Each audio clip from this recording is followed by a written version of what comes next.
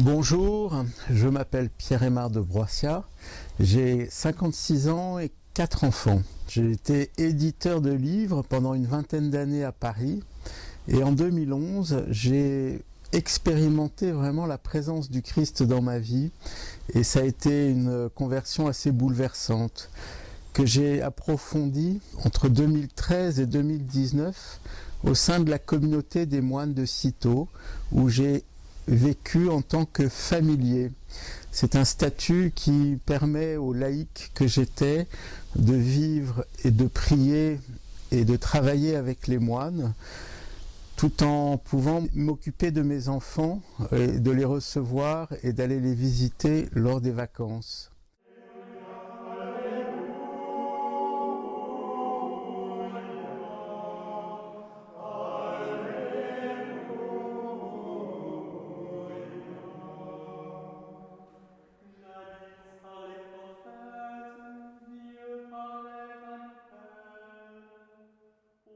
Ce livre est un livre que j'ai co-signé avec le père abbé émérite de Cîteaux, dont Olivier Quénardel, qui, au terme de son abbatiat de 28 ans, nous offre de plonger dans sa spiritualité, une spiritualité vraiment très axée sur l'amour et la contemplation.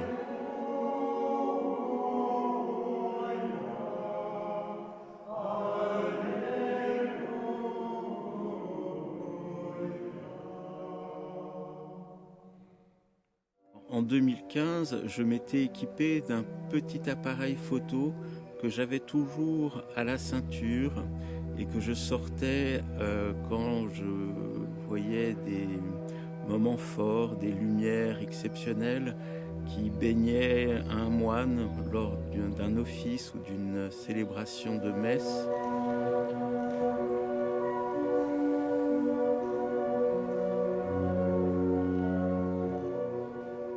Ou des levers de soleil majestueux,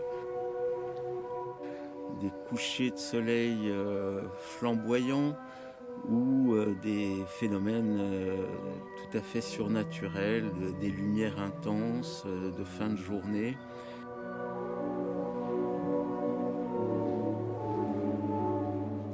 Deux chapitres me paraissent très réussis dans ce livre.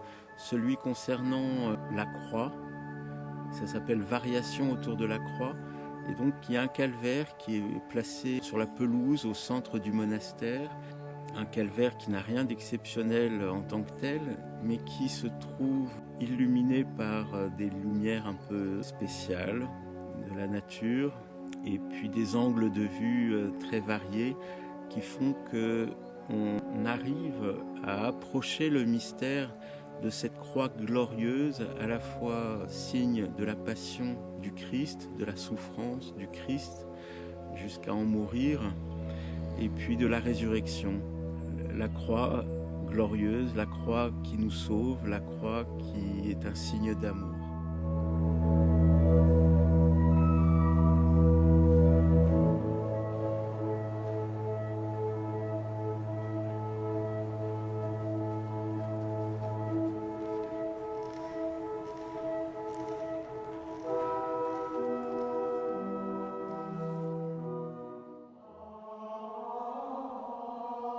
Et puis un autre chapitre que je trouve intéressant, c'est le chapitre concernant les anciens.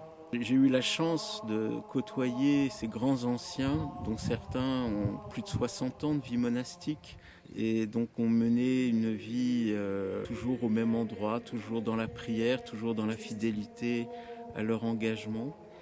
Et ce que l'on découvre, ce sont des hommes très sereins, très en attente de leur grand rendez-vous et pas du tout angoissés par la mort.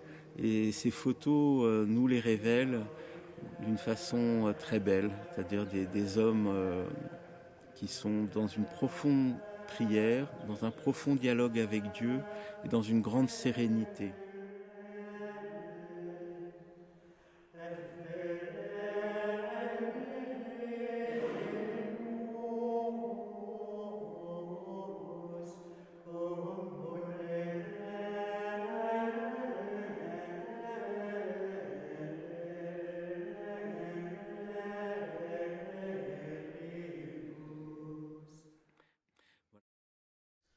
Donc après vous avoir présenté quelques photos et quelques chapitres un peu en détail, je vous propose de feuilleter les premiers chapitres du livre pour que vous puissiez vous faire une idée de ce que ça donne, le rapport texte-image. Voilà, à très bientôt, je l'espère, lors du Salon du Livre le 11 décembre.